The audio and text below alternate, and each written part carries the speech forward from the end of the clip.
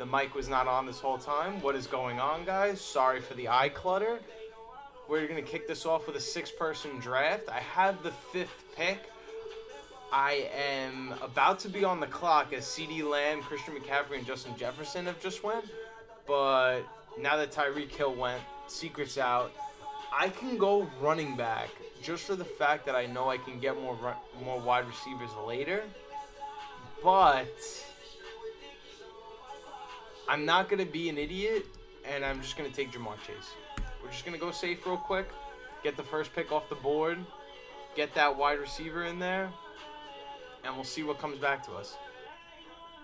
I can go double wide receiver, A.J. Brown or Amon-Ra St. Brown. That is a tough decision that I only have 20 seconds to make this decision. So with that being said, God, what am I going to do here? Let's go A.J. Brown. A.J. Brown is an absolute stud.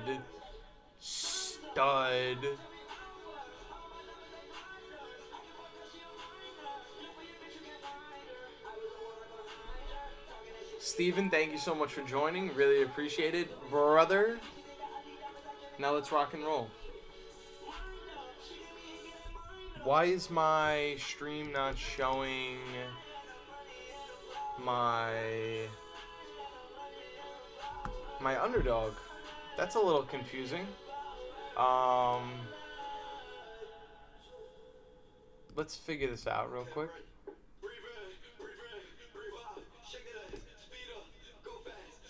You can't see my draft, Steven, can you? You can't see what I'm doing right now, can you? I don't understand.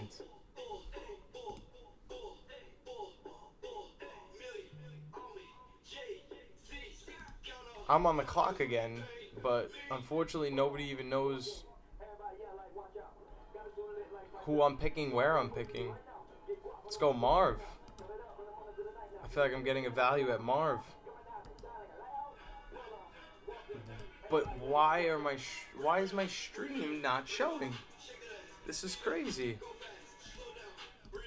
No, this is a little strange, wouldn't you say? My Mac is recording and I have no way to show you that I am recording.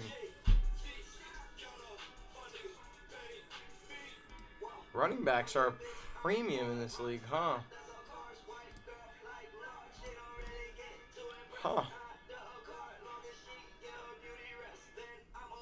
I have to take a running back eventually, but Jalen Waddle is going to have to go for now. Because when it comes back to me, I could take Travis Etienne is probably what I'm hopeful for. I don't really like Kyron Williams or Derrick Henry at this value.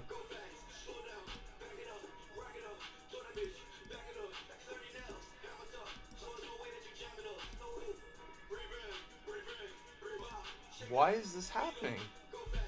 Why can I not show you guys my draft screen right now? This quite wittily does not make any sense.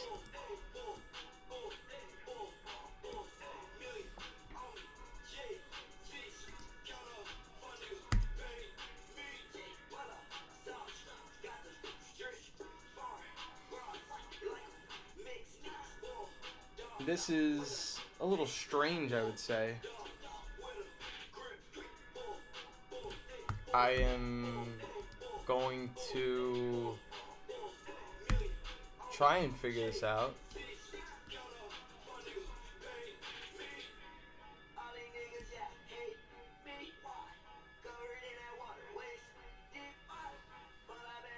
You know what? I'm probably going to end up stopping the stream because I don't understand why this is happening to me right now. I'm going to take ETN before I lose him. Sorry, I'm just not that big on... I'm not that big on Kyron Williams this year, if you haven't watched any of my videos. Let me stop the stream and try to come back, though. Hold on.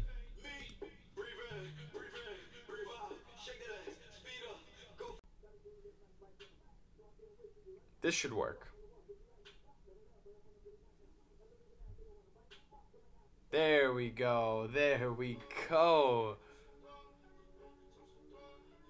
Okay, so for those that missed it, because for some reason my stream would not capture any of that whatsoever, we are in a 6-person draft right now because unfortunately I could not get any other lobby to fill.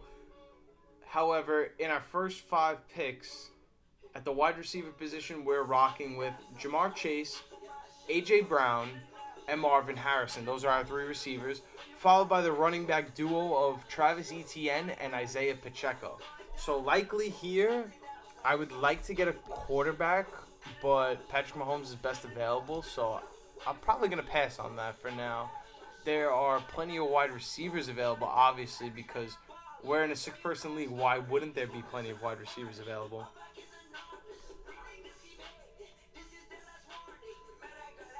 But if there are any fantasy football questions you want to throw out there, feel free to ask while I have the stream in front of us. Right now I'm on the clock and I have 22 seconds left. So I'm looking at Zay Flowers. I'm looking at Michael Pittman Jr. Obviously Mike Evans is a beast in his own right. This is a tough decision to make here. And I only have 10 seconds to do it. So with that, I'm going to take Michael Pittman Jr. because I feel like he's an absolute stud. Even though we don't need him, I can come circle back around and get a tight end in Trey McBride. No, I don't feel amazing about it, but I'll make it work. And just like that, I'm going to take Trey McBride here because, like I said, I'm destined to make this work. But for some reason, I can't scroll down to make that pick. So let's just cheat real quick. Do that.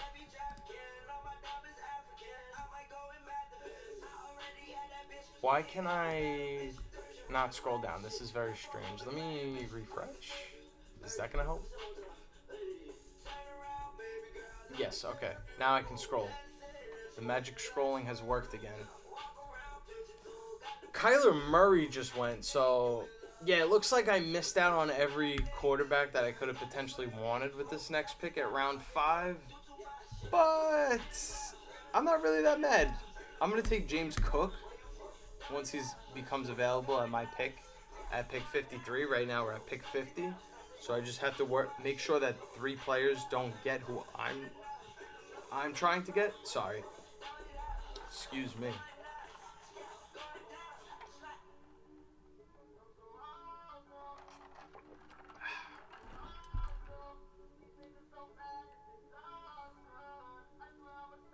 What's going on, Bayou Bengal? Thank you so much for joining. I really appreciate it. I'm doing pretty well. I'm just looking to do some underdog drafts, do some best ball, talk strategy with you guys. And that's pretty much it. Right now, I'm waiting for something good to come because James Cook and Joe Mixon just went back-to-back off the board, so I probably won't want to go running back. Rachaad White is available, and Rachaad White is a stud, but I don't know if I'm, jumping for joy over the fact that I can get Rachaad White here. However, if I don't take him, who knows when I will be able to get him. But I have 2 running backs, so I don't have to stress it. With Zay Flowers still being available, I'm just going to take Zay Flowers. No, not all of my wide receivers can start, but at least I know I have a good estimate on what I can get out of these guys. And now that Rachaad White comes back to me, it only makes sense to take him here as my 3rd running back. And again, this is a 6-person draft, so we're obviously not going to have very fair teams. These are going to be very stacked teams. However, I am looking to just draft and talk strategy with you guys. That's pretty much all I'm here for. I do mostly play on Underdog. I don't really play much of DraftKings or FanDuel or any other sites that are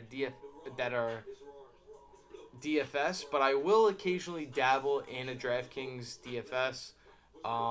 When week 1 rolls around, I like to get involved just because I'm excited that football season is back finally. But after that, it starts to trend away, and I like to focus on best ball. just because I don't have to set the lineup and I can just spend whatever's in my account and just keep rolling with that.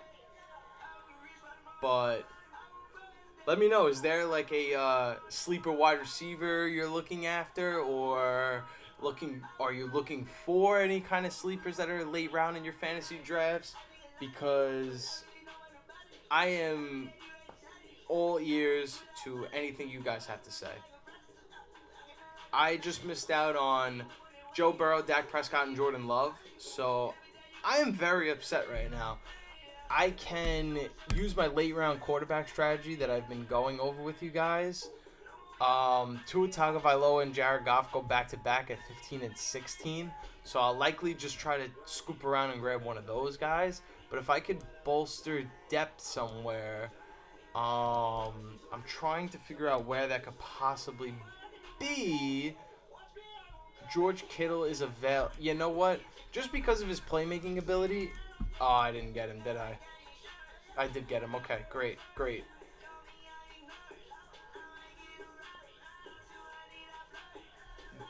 Darnell Mooney. Okay. Let's see where he's ranked right now on Underdog. So you're looking at ADP of like 147.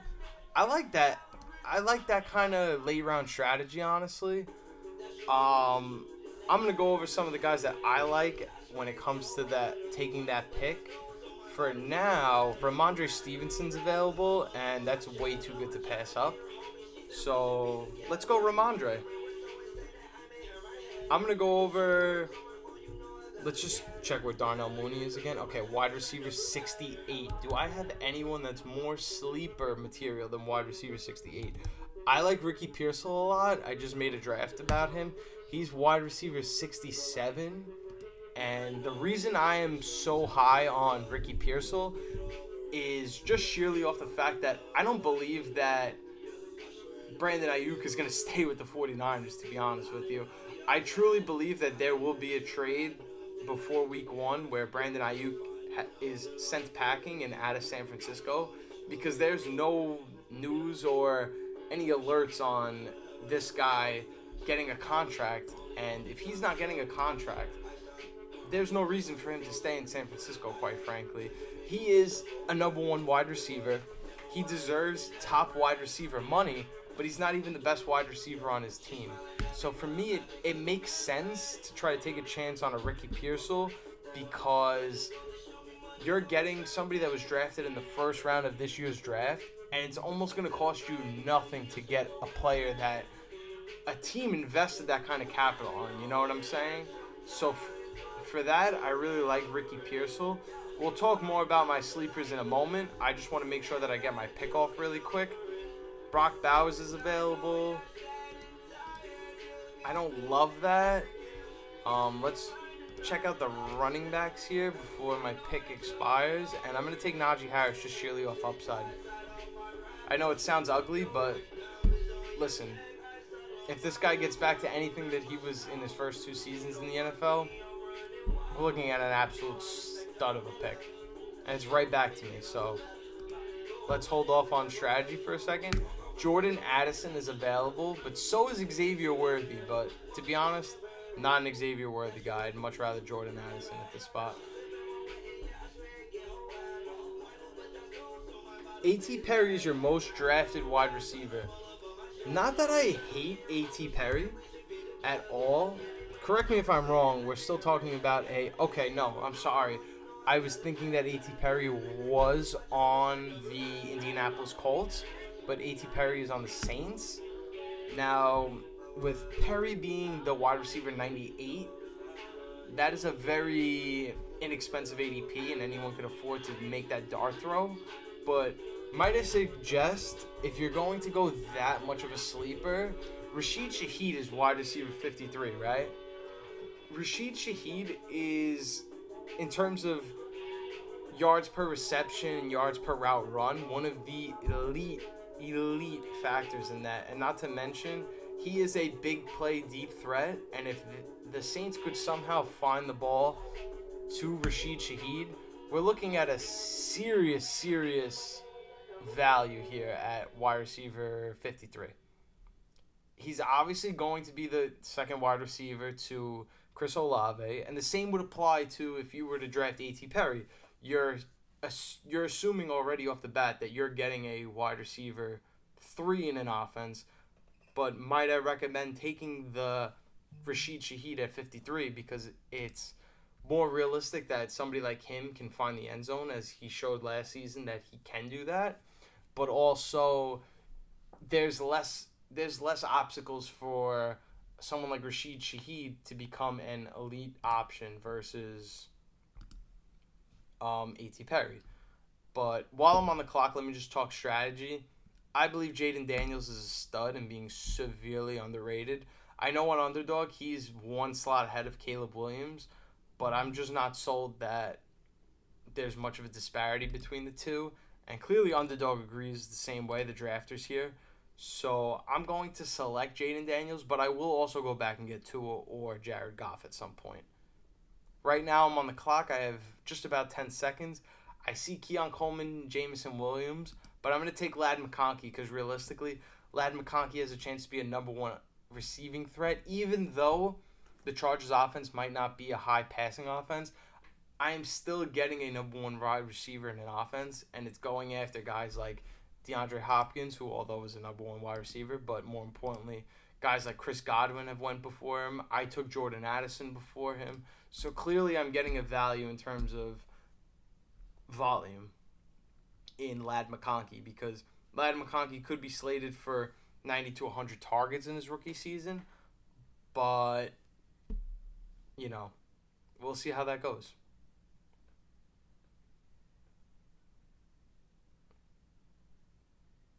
I definitely think A.T. Perry is the epitome of sleepers.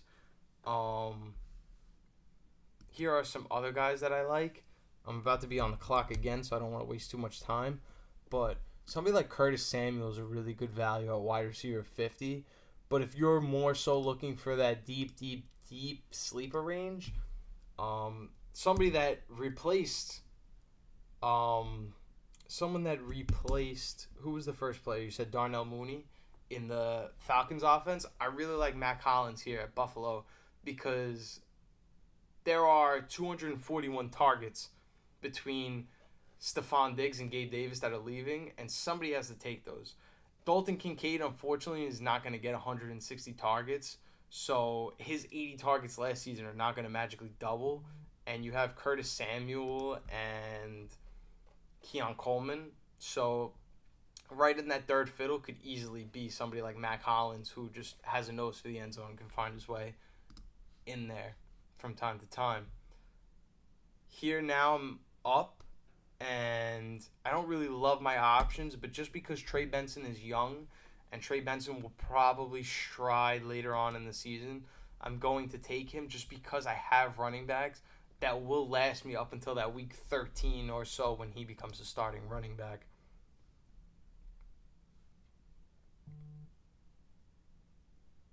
I'm back on the clock again. I could take Caleb Williams. It's not a terrible option, but I could grab Curtis Samuel. I could do that. I don't know why my voice just cracked, but let's go Jameson Williams. I really believe that this is somebody who has the making of being a breakout athlete this year. I have two tight ends already in Kittle and McBride, so I'm not really looking to take another one anytime soon. I will take another one, but it would likely be somebody like Ben Sinnott, who I'm really high on personally, or maybe I can go even later and try to get somebody like, where's Noah Fan ranked? Noah Fan is the tight end 19, so I definitely still have more time for that, of course. The reason I like Noah Fant this year, first and foremost, if you don't follow Upper Hand Fantasy, highly recommend. They have great information on their sites. And just listening to what they had to say on the situation is, with the new offensive coordinator being involved, there's going to be a lot of 3 wide receiver, 1 tight end personnel. And with improvements in passing situations and passing play calling specifically, I believe that there is a big chance that Noah Fant can absolutely explode over his tight end 19 ADP. And obviously, it's not going to take much for somebody to exceed tight end 93. Noah Fant had no touchdowns last season. That is not going to repeat again. There's just no way. Maybe he won't have 4 touchdowns, but there's no way he's going to have 0 touchdowns again and become basically worthless in a Seattle Seahawks offense. So I feel like for that reason, you just have to take a flyer on somebody like Noah Fant, to be honest. Excuse my mouse clicking, but for some reason, we're way too early in the draft. So I'm just trying to catch us back up to speed. There we go. Okay, that's why, because the draft is over. So I only have one quarterback. That is embarrassing. I didn't pay attention to how many picks were in this draft. That is not good. But regardless, let's go into another draft room. Let's go to NFL, because we don't care about the other sports right now. Sorry to the other sports, but I just truthfully don't care. There's a $5 10-person draft, so let's do that. And now we're just waiting on one more person.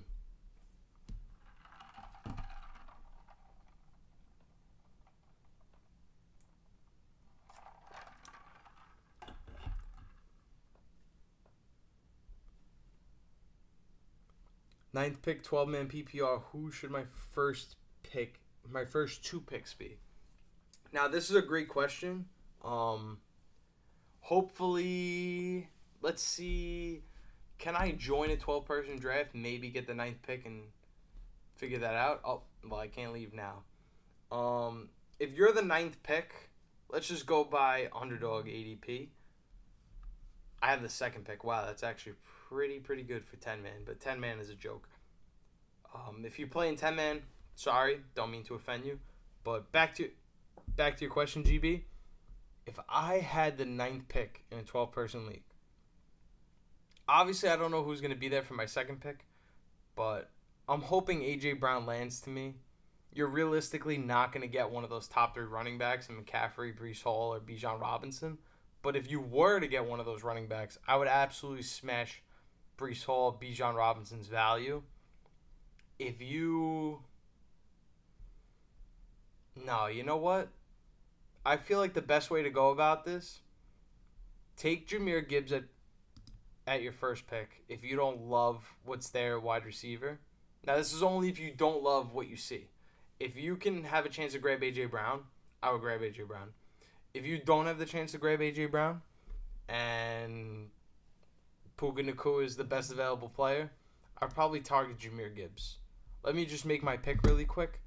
I absolutely love CeeDee Lamb. If you don't know, I'm a Cowboys fan, but I'm going to take Tyreek Hill because this isn't about who I love. This is about winning and winning money. If I had the first pick at 9, I would take Jahmyr Gibbs. I would absolutely throw a wrench in the rest of your fantasy draft because somebody behind you is going to fall under the belief that they can get Jahmyr Gibbs, and that might force them to panic. And if you take Jahmyr Gibbs, look at these wide receivers that are available to you on the way back. You know, maybe you don't love Marvin. Maybe you don't love Drake London because these are guys that are just projected to be studs based off potential. But Nico Collins, Brandon Ayuk, Jalen Waddle, Devontae Adams, I would absolutely smash Devontae Adams personally. I think my strategy would be go Jahmyr Gibbs and then wait for it to come back to me and go Devontae Adams. Me personally. The reason why I like Devontae Adams, here we're looking at his stats. I don't know if you can see it, if it's cut off or not, but at least 175 targets in his last 2 seasons. If Gardner Minshew is going to be the starting quarterback the entire season, Gardner Minshew is absolutely going to sling the ball, and they're going to be in losing game scripts. So that's only going to boost the value of somebody like Devontae Adams. And the reason why I would take Jahmyr Gibbs at 9 is I feel like if A.J. Brown is gone, you're taking best available player in Jahmyr Gibbs. Like, personally, I think Jahmyr Gibbs is better than Puka Nacua. overall. I was somebody that was absolutely big on Puka Nakua last year, and a lot of my friends thanked me for telling them to add Puka Nakua into their fantasy teams. But that doesn't change the fact that I think Jameer Gibbs is better. Um, let's just say AJ Brown was available to you at 9 and you were able to work your way back. You could go double wide receiver and take Devontae Adams. And then when it comes back to you, let's look at the running backs. You would be looking at Travis Etienne, Pacheco, Jacobs. I don't know if that's beautiful in terms of getting your wide receiver 1. I'm sorry, your running back 1.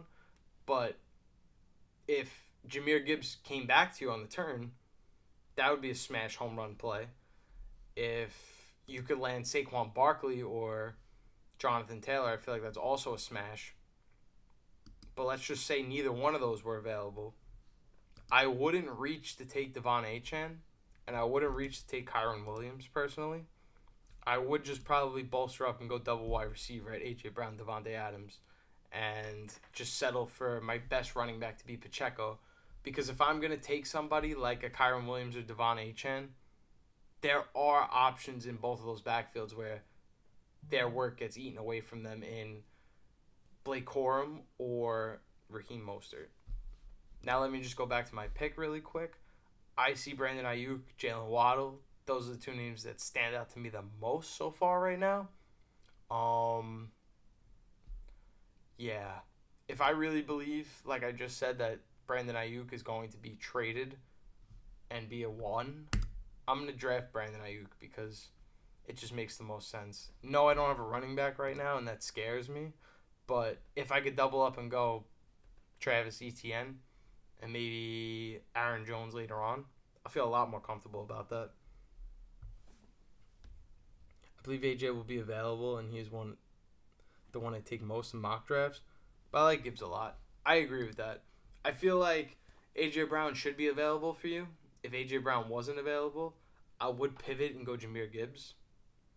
But if you see AJ Brown available, just be prepared to go that double wide receiver strategy because those are the two best players that are going to be given to you. So why not take the two best available players? Like, don't worry about drafting the most complete lineup with your first 2 picks because, let's be honest, you're never going to get the most complete lineup with your first 2 picks. I'm going to take Travis Etienne because I honestly believe in him more than Derrick Henry or Kyron Williams this year.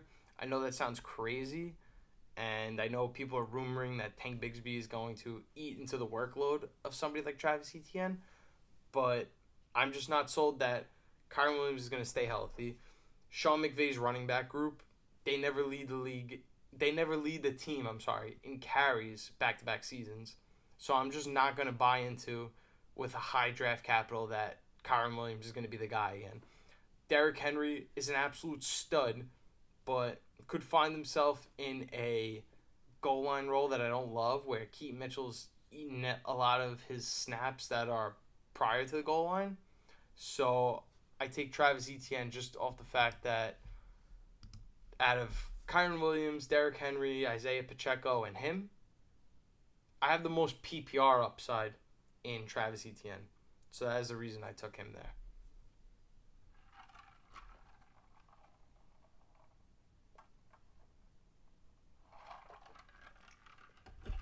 But if you have any other questions, you want to talk strategy, I'm all here. You want to find out who my favorite sleepers are this year in the draft, I'll absolutely share them. All aboard for free game.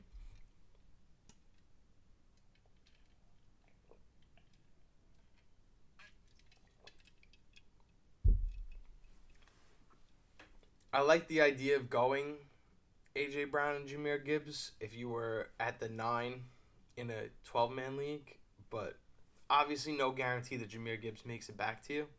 But if that were the case, you're absolutely set with those two guys. So let's just be honest.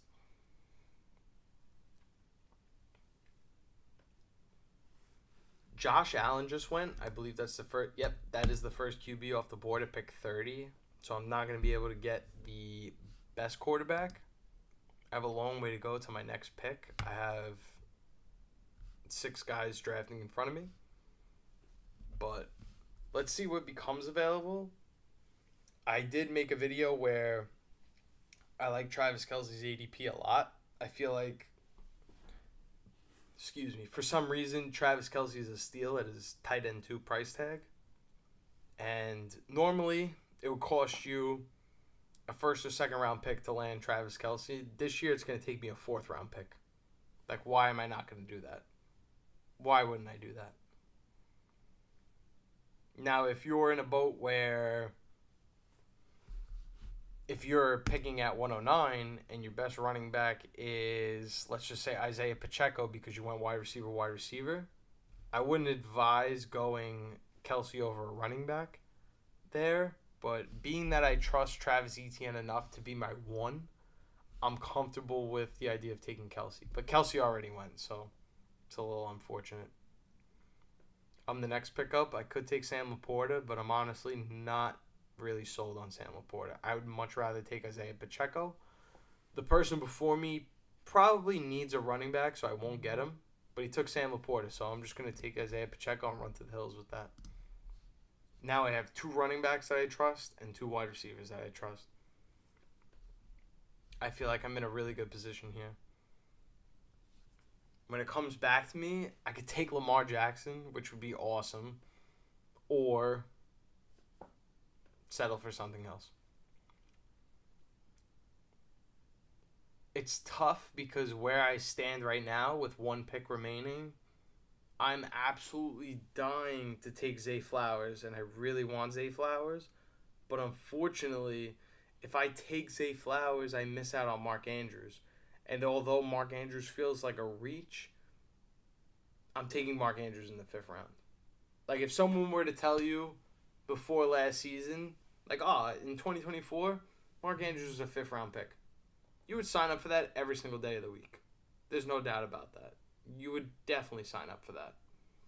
So, I'm kind of looking here at Zay Flowers, but I'm also looking at Mark Andrews. And I really don't know what to do. I'm going to take Zay Flowers because I want to try a strategy where I get more late round tight ends. But I feel like I'm getting an absolute steal at pick 42, where his ADP is 35, where I get Zay Flowers.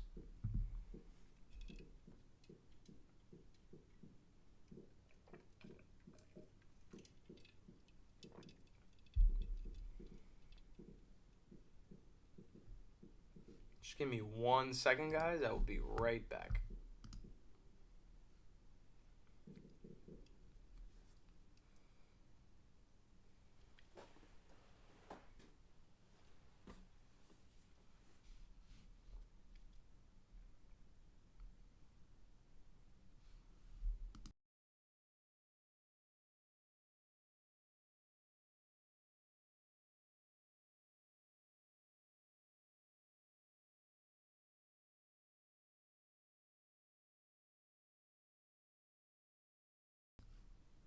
All right, I'm back. Sorry for the eye clutter. I need to figure out, maybe it's just I need a second monitor, but when I first log back into resume the stream, that little like ongoing segment where all you see is my screen on an infinite loop, that drives me absolutely crazy. So I'm gonna have to figure out a way to stop that. Maybe that's a second monitor, but for now I have no clue how to stop that. So I'm sorry.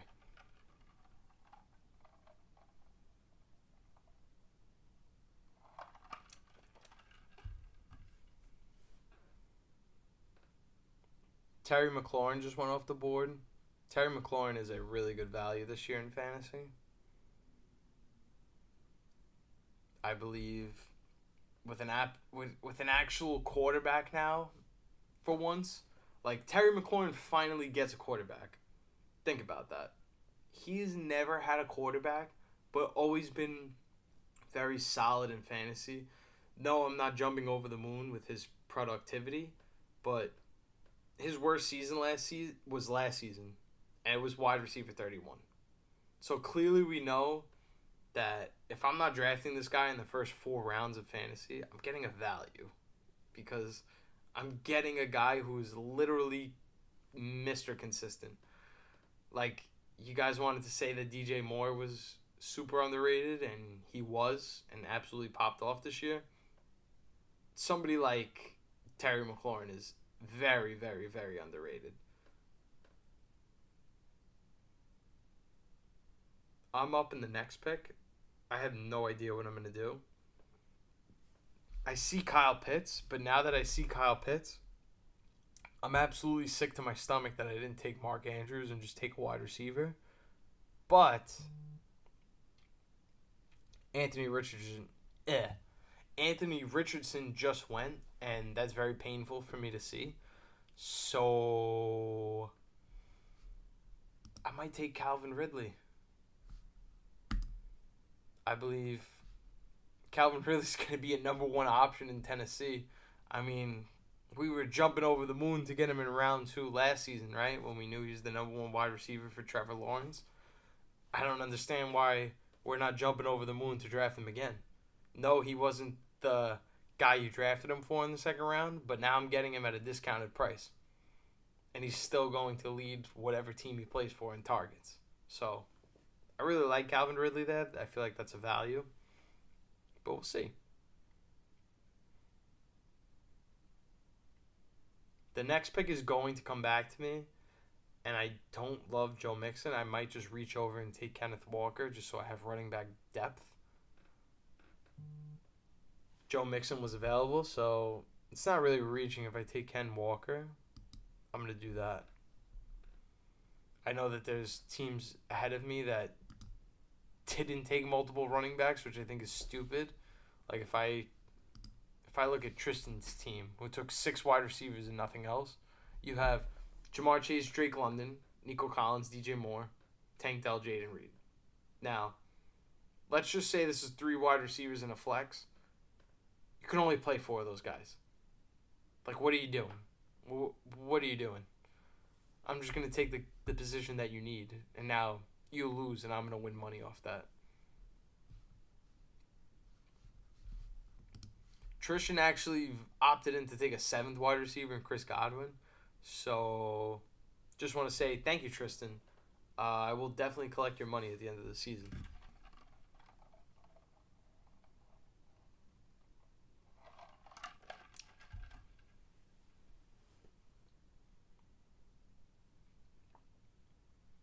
Just waiting for our next pick now. I am probably looking to take tight end or a quarterback because I don't have either one of those yet. Most teams do have one. Or at least one in either or category. AP-wise, George Kittle, CJ Stroud may not be available. Evan Ingram is not something I'm in love with, so maybe I should have planned this out a little better. But we'll see what happens. If I could take Ladd McConkey as my 5th wide receiver, I feel pretty comfortable about that. Like I was just making the argument about the guy with 6 wide receivers, you can't play him. I don't need to play Zay Flowers every week or Calvin Ridley. Like if Calvin Ridley doesn't work, if I can get a Jordan Addison or Ladd McConkey, totally fine with that. It's not like I'm using higher capital on like a DJ Moore and then taking a Nico Collins and circling back for a Tank Dell. Like, I just don't understand the rationale in that.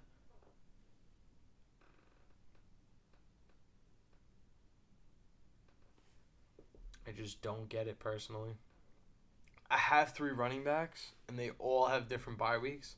So I feel pretty comfortable in waiting for something else to fall into my lap. I'm 8 picks away. So Ramondre Stevenson is a good option here, but I can get a tight end.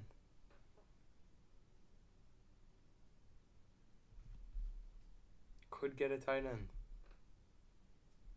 See Ramondre Stevenson if I scroll down. I keep forgetting that my screen is cut off for most of it.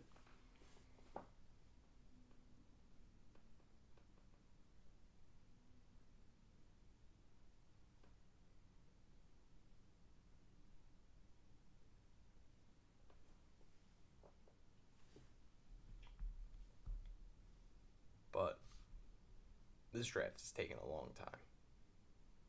This is almost like the mental hula hoops with guys taking every absolute second to make sure that they get the right pick. Every absolute take your time, because I know what my strategy is. Clearly, you guys need some more time.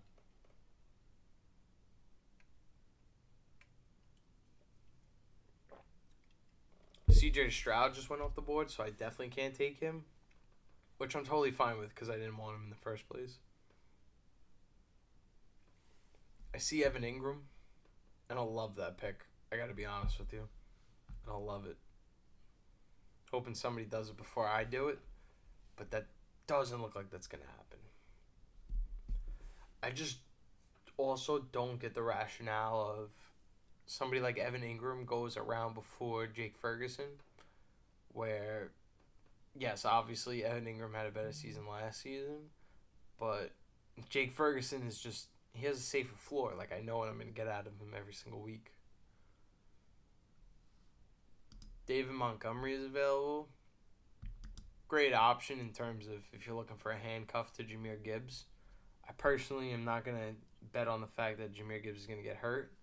So I'm going to take Ramondre Stevenson because I know he's going to be an absolute workhorse in the Patriots offense. Yes, I got him. Okay. I was going to bug out if I didn't get him. I still could take Evan Ingram. But again, I'm just not sold that we're just going to see a repeat of last year where I get 114 catches. Like, come on.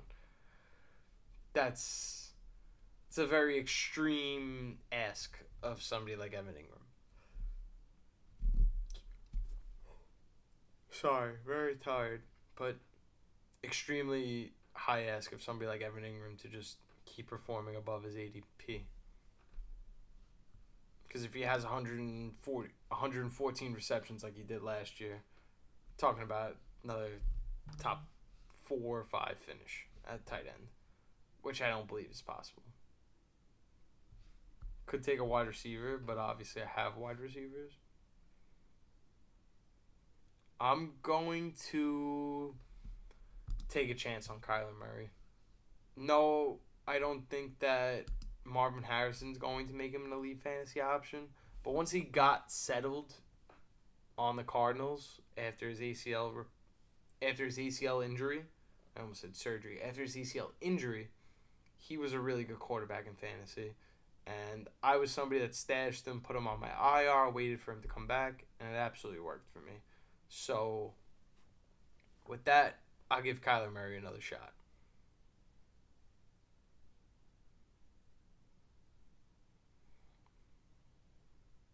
This will probably be my last draft of the night because if you haven't noticed by now, I yawned like twice and that's very not like me. So maybe I should get to bed sooner rather than later.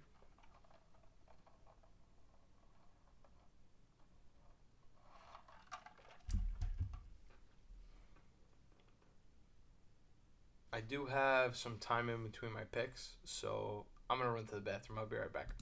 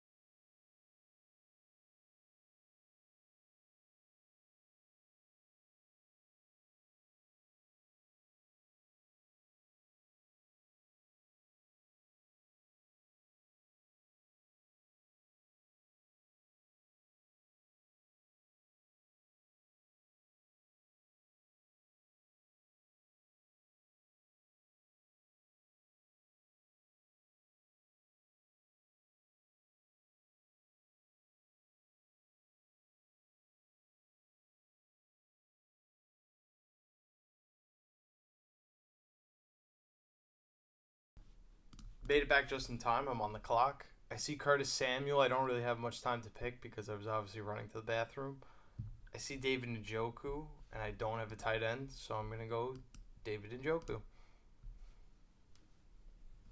At least I feel comfortable with somebody like him because, let's be honest, Njoku is a freak athlete.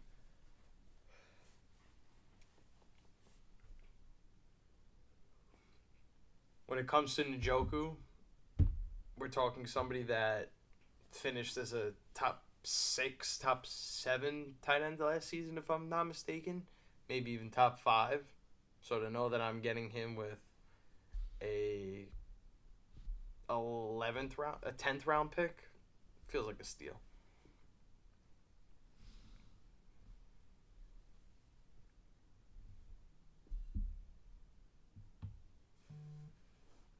I'm back on the clock, and I don't know where to go, to be honest. But Brian Robinson Jr., despite overlapping bye weeks, just feels like the right pick here. I'm bolstering up my running back depth.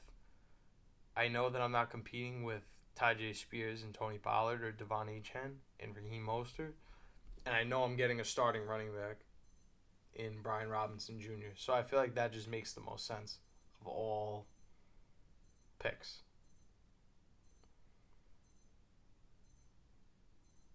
But Tyjae Spears going after Tony Pollard is absolutely criminal. I did not even know that. That's very sad. That could have been a really good steal at RB33. I didn't even notice that till just now. Wow. If you could afford to go after Tyjae Spears, I definitely would go grab Tyjae Spears. We're more in a position right now where I need to draft other positions. I do need to circle back and grab more wide receivers. 4 wide receivers just simply isn't going to cut it all year. But we'll see how that goes. I have a quarterback in Kyler. I don't feel great about Kyler Murray at my quarterback spot. I feel like it's a very high risk, but in best ball, you do want to take those high risks because when they pan out, you're going to win, and that's how you win your money back.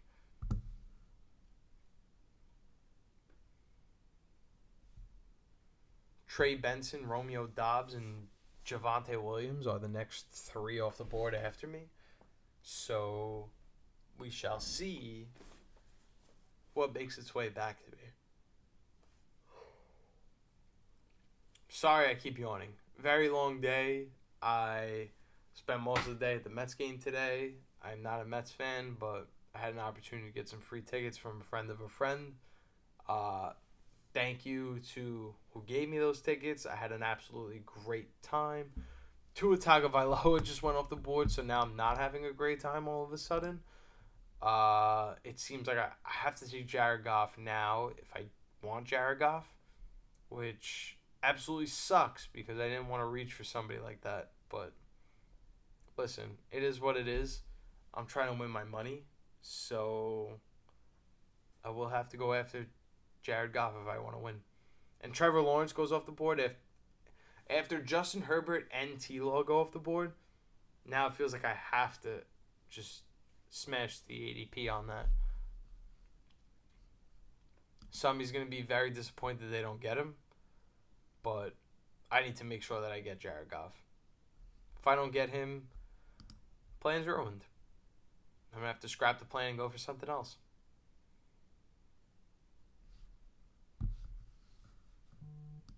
Let me take Jared Goff. Done deal. Very easy for me to do. Yeah, it's a reach, but I'm reaching for a consistent top 10 quarterback in fantasy over the last 2 seasons, so I'll live with that every single day of the week. Pick's going to come back to me where I could get Brandon Cooks, who did not score a lot of touchdowns last season. Oh, no, I'm sorry. He had 8 touchdowns. It just felt like with his 81 targets that he was not really much of a factor. But could get Jacoby Myers, who I know is going to smash his ADP.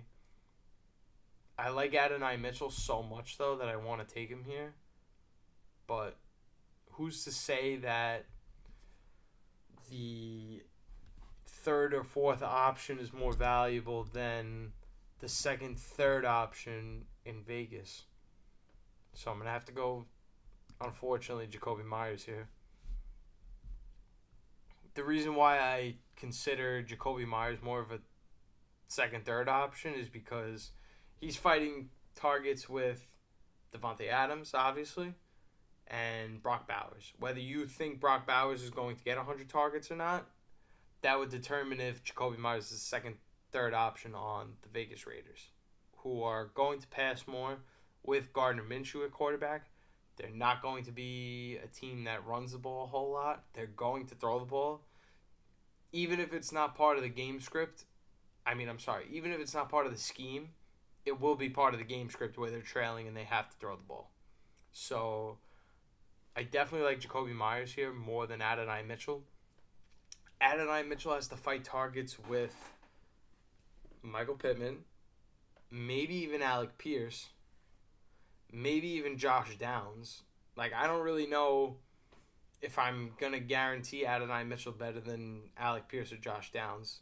Maybe even I'll put Josh Downs before Alec Pierce. So now we're looking at a fourth option in an offense where they get to the red zone, they're going to run the ball with Anthony Richardson. They're going to forget about Jonathan Taylor immediately. But Jonathan Taylor is another guy who can catch 7, 8, 9 passes in a game.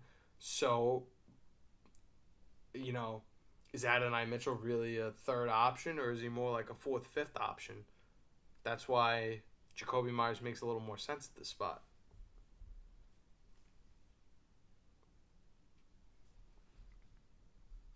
How many more picks are in this draft? Usually these are 17 rounds? Let me take a look. Yeah, 17 rounds. 18 rounds, I'm sorry. So I have 5 more selections to make, and then we'll call a stream. But if you did pop in and you watched, I just want to say thank you so much for watching. I'm trying to make this as successful of a channel as possible.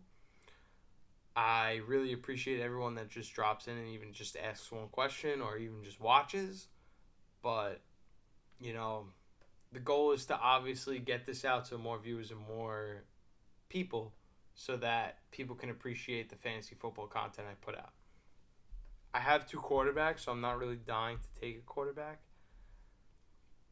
Nick Chubb seems like a really good option, but I might lean for Kendre Miller just because I feel like Kendre Miller could run away with the starting job. Like, if we're going to take somebody that we believe is going to be a starter, it makes more sense for me to take Kendre Miller, especially with me taking 2 guys that have week 14 buys. I'm going to have to replace that somehow, some way, and that's going to be with somebody like Kendre Miller, who, even though might not finish with more fantasy points than Alvin Kamara in PPR, I know I'm going to get the red zone touches with Kendre Miller because Alvin Kamara has been such a poor, lackluster, inefficient runner in terms of rushing versus pass catching. Alvin Kamara is still an elite pass catcher out of the running back position, but I see this backfield becoming more of like a 50-50 split where on running downs and running schemes, they're going to use Kendre Miller and they're not going to use Alvin Kamara. On passing downs, they'll probably use Alvin Kamara because he's one of the most explosive. He is the most explosive player the Saints have. Let's just be honest. Now with my next pick, this is really interesting. Could take TJ Hawkinson. I mean, to get a discount on somebody like... Hold on. Now we're reading about an injury report. Oh, no.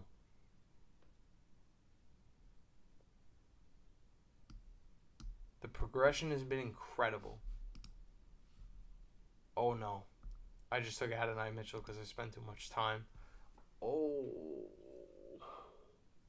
I mean, getting an absolute value, so I can't really complain. And I did say I love this guy, but that was not what I was looking for. That was a reach. I wanted TJ Hawkinson. I didn't get him.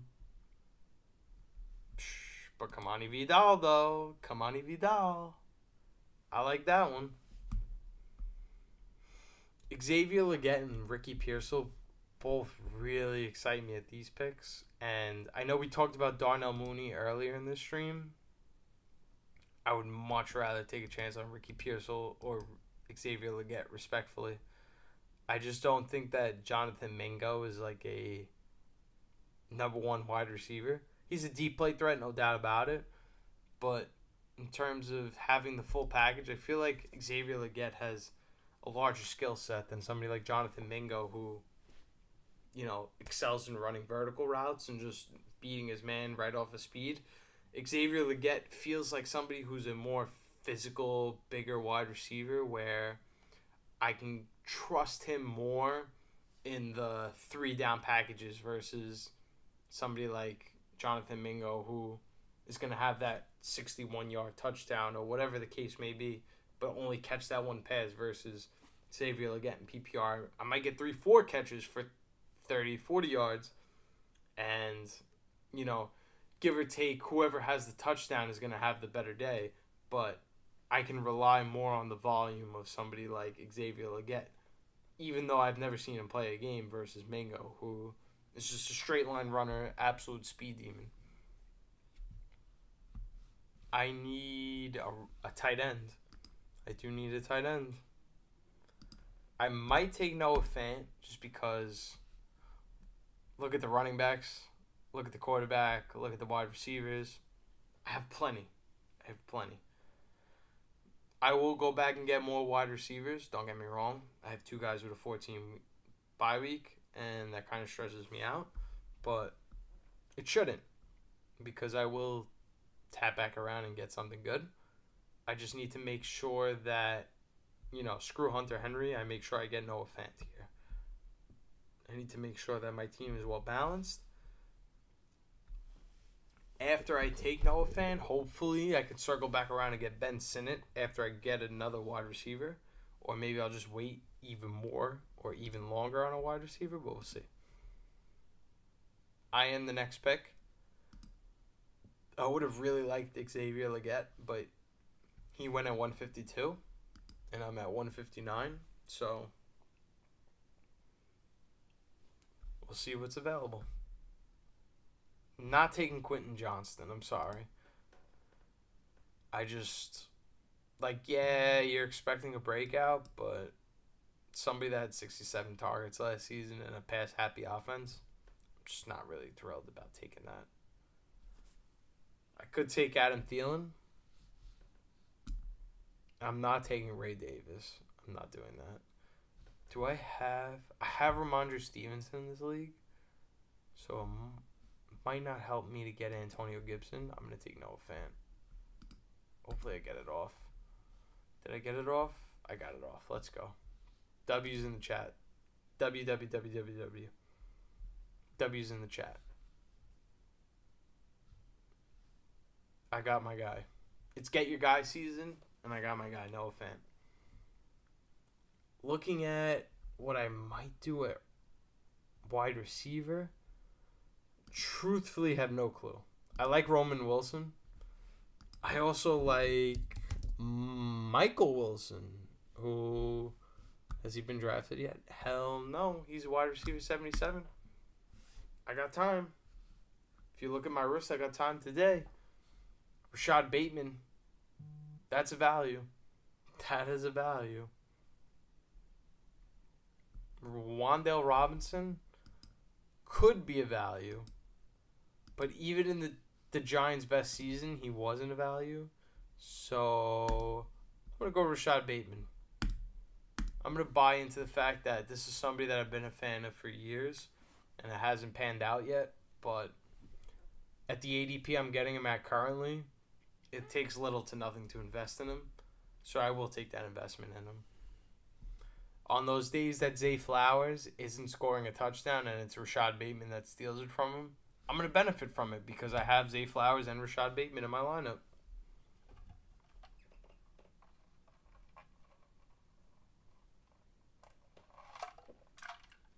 you have any fantasy football questions, any comments that you want to make, tell me that my team is horrible, I'll scroll so you could see a little bit more of my team.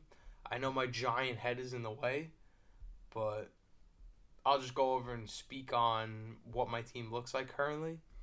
At the quarterback position, we have Kyler Murray and Jared Goff. At the running backs, I selected Travis Etienne, Isaiah Pacheco, Kenneth Walker, Ramondre Stevenson, Brian Robinson Jr., and Kendre Miller. With those, 6 running backs, 5 running backs? Can't even count now. Oh boy, 6 running backs. I feel pretty good about those. I will circle back and get somebody that's a lot younger, just because I really feel comfortable in taking young running backs that'll end up being the starter later on. At wide receiver, I have Tyreek Hill. That's an absolute stud. Brandon Ayuk, an absolute stud. Zay Flowers, an absolute stud. Calvin Ridley, Jacoby Myers, Adonai Mitchell, who was an auto pick, but I'm not mad about it at all, and Rashad Bateman. My tight ends are David Njoku and Noah Fant. They both have the same bye week, so I need to make sure that this is my last pick. I have to make sure I get somebody else. That'll probably be Ben Sinnott. I have enough running backs. I have the quarterbacks. Now it's time to get the tight end to fill in. Who is the matchup week 10? Sorry, just forgive me. I'm going to look up the Commander's schedule. If I don't like the matchup week 10, so we have preseason, week 1, week 2, 3, 4, 5, 6, 7, 8, 9. The Steelers. I'm not going to lie. No BS here. I like that matchup, week 10. I have 2 guys that are bye week 10. Could take Isaiah Likely. I could look at... I did want like a real positional player, but I had no idea till just now that I doubled up on week 10 buys, so that's not good. Week 1, 2, 3, 4, 5, 6, 7, 8, 9. Week 10 against the Ravens. Am I sold that by week 10 that Mark Andrews is going to get hurt where Isaiah Likely is the guy? I don't know. Ben Sinnott could be available. Jonnu Smith feels like an interesting option. Let me check Jonnu Smith. Week 10. What are the Dolphins bye week? 6. So we got 1, 2, 3, 4, 5, 7, 8, 9, 10. Rams? Against the Rams. Do I like Jonnu Smith versus the Rams? Do I like Ben Sinnott? I'm going to take Ben Sinnott. And that's the end of my draft. The reason I like Ben Sinnott, I feel like he's going to win out the pass blocking role versus Zach Ertz. Zach Ertz is an old receiving option, and they no longer have Jordan Reed. So it feels like Ben Sinnott is that guy that's going to take over. If you haven't watched my videos already, Ben Sinnott is a legit tight end in fantasy. That's an absolute sleeper. I did make sure to draft punter Tom Brady because I absolutely love punter Tom Brady in Madden 12. He's one of my favorite cards to play with. If you don't play Madden 12 Ultimate Team, shame on you because that's the greatest Ultimate Team ever existed. But let's just take a look at my team really quick. We're looking at Kyler Murray and Jared Goff at quarterback. Very comfortable with that. Etienne, Pacheco, Kenneth Walker, Ramondre, Brian Robinson, Kendre Miller. I wanted a rookie running back. I didn't get that. But I have a third-year guy in B-Rob. I have a second-year guy in Kendre. A third-year guy in Pacheco. and a third-year guy in Walker. So at least I know that in terms of my running backs, I'm young. I have 2 Week 12 buys. That scares me. I have 2 14-week buys, which scares me. But my wide receivers should make up for that. And again, even though I have 3 wide receivers with a 14 bye week, I still have on week 14 Tyreek Hill, Brandon Ayuk, Calvin Ridley, and Jacoby Myers. I'm very comfortable with that, even in a week 14. And then my tight ends, Ben Sinnott is one of my favorite tight ends. Definitely in the rookie class, one of my favorite tight ends. While we're here, hopefully I don't get copyright striked. I don't really know how that works because I'm not a YouTuber whatsoever. I just started this YouTube thing the other day, you know. So back in September, let me just many of you guys know, I'm a big Missouri Tigers fan. Watch what people say about Ben Sinnott because I feel like he's an absolute stud. I've watched his tape. I believe it. The craziest moment of the game. In my opinion, the best player on the field that day was actually a tight end by the name of Ben Sinnott. I actually remember texting one of my other YouTube buddies who's a Kansas. The value of a tight end that could block and the value of a tight end that could pass catch and do it at an elite level and run after the catch, it's very rare. So I feel like Ben Sinnott has to be a valuable piece to someone's offense, and that happens to be the Commanders. He made terrific blocks, and he looked like a future NFL tight end. At the time, he was projected to go in the 7th round or to go undrafted, but flash forward. Imagine that. Somebody that's going to go undrafted or 7th round, and if we look it up, Ben Sinnott was a... What pick was he? I want to say he was he's a 2nd round pick. I was going to say 3rd, 4th round pick. Ben Sinnott, 2nd round pick. You're telling me somebody that was projected to be undrafted to 7th round pick 2 months ago, who ends up being in the 2nd round, isn't worth something in fantasy football? Like, come on. Became one of the best tight ends in his school history. Absolutely went insane at the NFL Combine, and now has been taken in the 2nd round by the Washington Commanders. I guess my gut instinct was right back in September, and in today's video, I want to introduce you to Ben Sinnott. At one point, he was a 0-star recruit who had to walk on to Kansas State. He was buried on the depth chart. Like, walk on at Kansas State. So imagine that. Playing in the Big 12, obviously not the most dominant football conference, but to go from walk on to... yeah, maybe he might get drafted. He's a 7th round pick. Maybe he won't get drafted. To now, I'm taking him in the 2nd round pick if I'm the Washington Commanders. We're talking about somebody that's seriously a really good tight end. Now an NFL tight end in the 2nd round.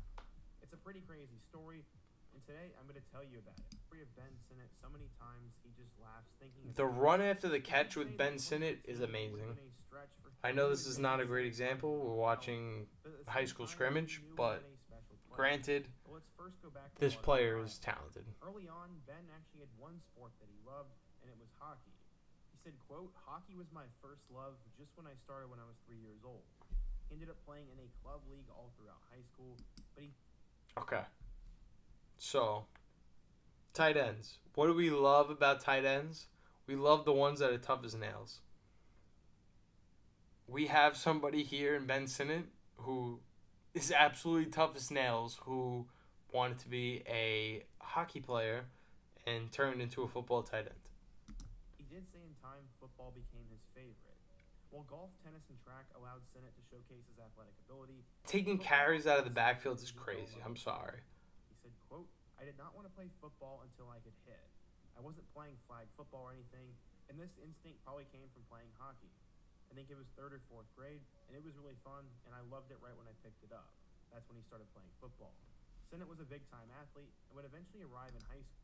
Another thing that people are underappreciating about Ben Sinnott is that when you pair somebody like Ben Sinnott with Jaden Daniels, who is not completely mobile quarterback, where I'm talking Lamar Jackson, this guy's going to run for like 800 yards as the floor.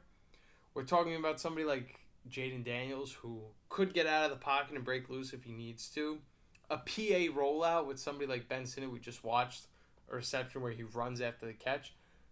A run after the catch tight end is very important for somebody like Jaden Daniels. He could just check it right down to the flat, and Ben Sinnott could do the rest. Sinnott has a decent shot to take that job. I definitely believe that too. I feel like it might even be more than just a decent chance to take that job. You're looking at somebody who's Zach Ertz, where obviously Zach Ertz has been a really good tight end his whole career, but we're not sold that going into a whole new offense where Zach Ertz was never really relevant for the Commanders, that he's just going to take up all the targets, where we know that Zach Ertz isn't a better run blocker than Ben Sinnott. We know that last season one of the worst parts of the Commanders' offense was run blocking. Ben Sinnott fills that need, and Ben Sinnott will, even if he's not the best athlete or the best pass catcher on the field, which he shouldn't be if Terry McLaurin and Jahan Dotson are in that offense, we know that Ben Sinnott will just earn his time on the field just by being a better blocker than Ertz. As a future star. He did a little bit of everything for Columbus Catholic High School, which coincidentally is the former alma mater of Kansas State head coach Chris Kleiman. In addition to football, he would letter in baseball, golf, track, and tennis. He literally did everything.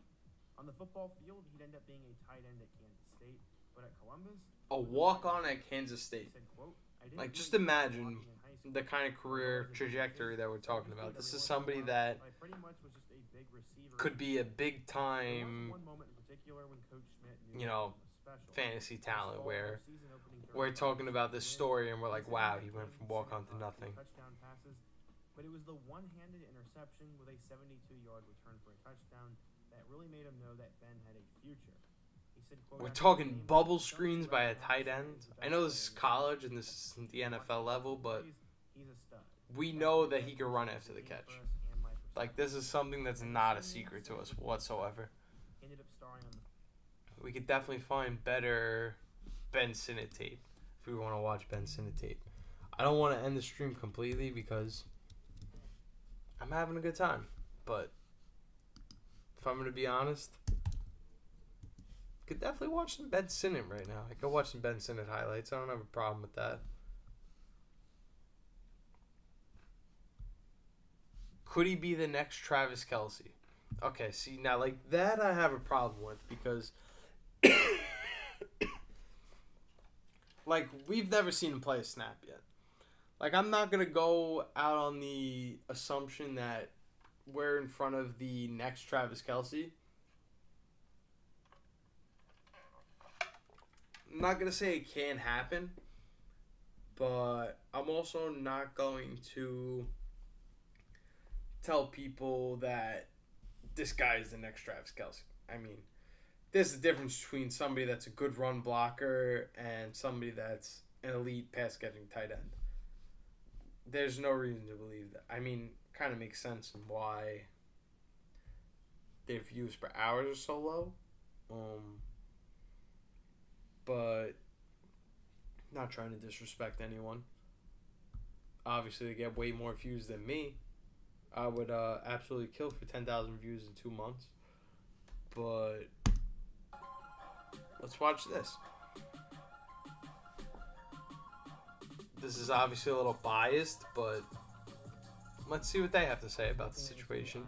Let's see what his body language, his quotes, and what he thinks about Jaden Daniels.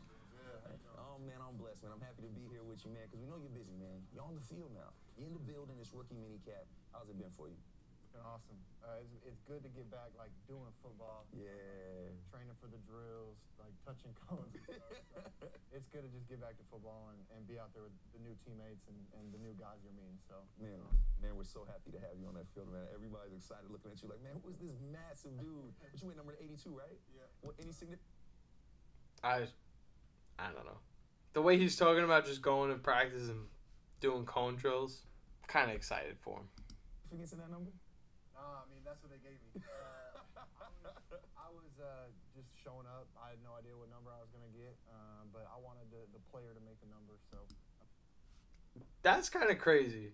Think about that. Like, you're a second-round pick. You should be able to pick whatever number you want. And this guy is just so selfless to the point where he's like, man, I don't care what number you give me. Just give me a number and I want to play. Sin is more of a dynasty investment than he should be as a best ball. But not a terrible play. I agree with that. I feel like, yeah, we probably won't see him pan out this season. But if we're going to buy into the fact that Jaden Daniels is a good quarterback, maybe you personally or the people watching don't believe that Jaden Daniels is going to be a really good quarterback, but I personally, being that he was a Heisman winner, know that's not a deterrent of being a good quarterback in the NFL, because we've seen Johnny Manziel and Tim Tebow flail out. I believe that Jaden Daniels will be a franchise changer for the Washington Commanders, and as we've seen even just last season with Bryce Young and the Carolina Panthers, what makes a young quarterback thrive is a tight end that they could rely on. And I feel like Ben Sinnott is the tight end that Jaden Daniels could possibly rely on. it didn't matter what they were going to give me. I love that. I got no doubt the player will make that number, man. But before we talk about this field, so let's talk about the draft. This was a big moment for you, man. First of all, congratulations. Congratulations on making it this far, man, because it's a really, really big deal. Hold on. Do I have the... I don't even have the audio. That's That draft call, man, surrounded by family, smiling ear to ear when you get off that call and you hug your dad. Yeah. Talk about your father and that importance, because I know he played a big role in how you got here. Yeah, I mean, my whole family, like my mom, my dad, like they mean so much to me. They allowed me, they gave me every opportunity to be successful. I mean, as a walk-on kid, like they were driving me to camps, like under-recruited, like trying to just get me in front of people. So, I mean, that moment was so cool to show them that all the work that they put into me and that investment that they made, like, really worked out and made it worth it for them. So it was super cool. Shout out to moms and pops, man. That's really, really cool. And you get that call, and on the call, Adam Peters compares you to a legendary tight end. Yeah. And George Kittle. One, do you agree with that? Two, how cool is it to hear? Now, George Kittle, I feel like in terms of the receiving tight end that he could be, that might be a bad comp. But if we look at George Kittle, the NFL player, and we don't look at George Kittle, the fantasy football player, George Kittle, his primary trait is run blocking. So for somebody to make a player comp where they believe that Ben Sinnott is the next George Kittle, it's not a terrible take, but we also have to understand that Ben Sinnott probably won't be the guy that makes 30-yard receptions down the field and is just mossing people like George Kittle would.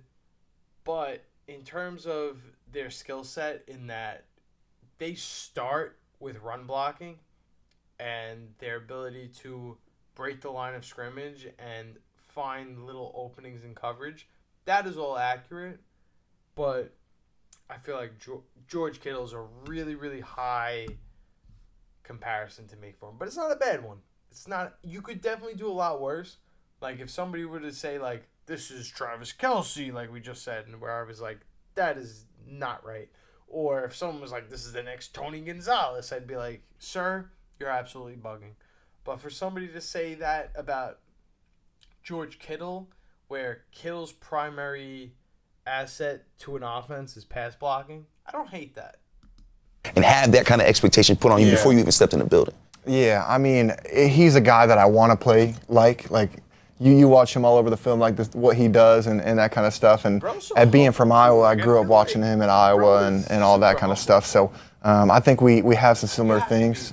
In no way do I want to like come out and be like, yeah, I'm George Kittle, you know, right. Like just what he's done, it's the success that he had. I want to be respectful to him, but I think I want to be like him. I want to show that I have some similar traits and that we have a similar mindset when it comes to the game of football. So I would agree for sure. And you said it. You said your game is unlimited. There's so many things you can do out there, and we've seen it on the tape. So from the horse's mouth himself, what kind of player are you? Yeah, I mean, I just think a guy that has a tenacious attitude, one that's going to be resilient. He's going to stick his nose in there against whoever it is, and he's going to try to be a mismatch and make plays in the pass game. So just a guy who can line up anywhere, do anything. And I think I'm really excited to just get into it and see what I can do in this offense. And you mentioned the word tenacity. Well, we saw that when you got drafted because they had to play and run back a few times. Your hockey highlights. Man, dude, you just leveled somebody in the middle of the hockey field, which you know you get to do as a blocker as well, right? So how has playing hockey translated to what you do on the field? Yeah, I mean, I started playing hockey when I was 3, so like super early. 3? They let people play hockey at 3? I know. My dad put me on skates, and I hated it at first. Like, I couldn't skate. My dad wouldn't get me like the little thing to hold me up. I'm falling down. I'm crying. I mean, you were just learning how to walk. Exactly. So, I mean, I learned to love it, and I think it just brought out that physicality, that tough mindset from a young age. Like, in hockey, like, you're getting slammed up against the boards. Like, you don't know what happens. So, I think it definitely brought that toughness attitude, that physicality and stuff. So, I didn't want to play football until I could hit, and I think that was because of hockey and since I started like from such a young age. So when did you end up starting playing football? Like 3rd, 4th grade. So still pretty damn early. Yeah, I didn't do any of the flag stuff. I was like, I want to hit. I just want to be out there tackling. Yeah, exactly. Well, it's funny because that toughness is a big reason why you are here. Dan Quinn has said he wants guys with dog-ass attitudes, man. How has it been getting to meet Dan Quinn, talk to him, and see his vision for not only this offense but this whole team? Yeah, I mean, it's been fantastic. Just the kind of guy he is, the kind of leader he is. I mean, you see the guys and the guys on the team revolving around him, even coaches. Like, he's such a natural leader and bringing guys together and bringing the energy that he has. Like, he brings a really good point up with that because, like, unfortunately, I'm a Dallas Cowboys fan, and the reason why I say it's unfortunate is because if you're older than my age 27, I haven't seen shit. So for somebody like Dan Quinn, who kind of just like uplifts everybody's spirit, for him to be the new guy in Washington and uplift people's spirits like Ben Sinnott, I feel like Ben Sinnott really has a chance to be a sleeper tight end this year. He challenges us to compete in everything. Like, if we're competing in hydrating, if we're competing on the field, like he brings that out of us. So I'm so blessed to be able to have a head coach like that and just a man to learn from. Bro is super humble too. Like, I feel like bro really got it. And yeah, he might be more of a dynasty prospect, but to say he's not going to be a factor in year 1, I don't want to pull that right out of the equation right away because young quarterbacks in the NFL, they funnel the ball to the tight end.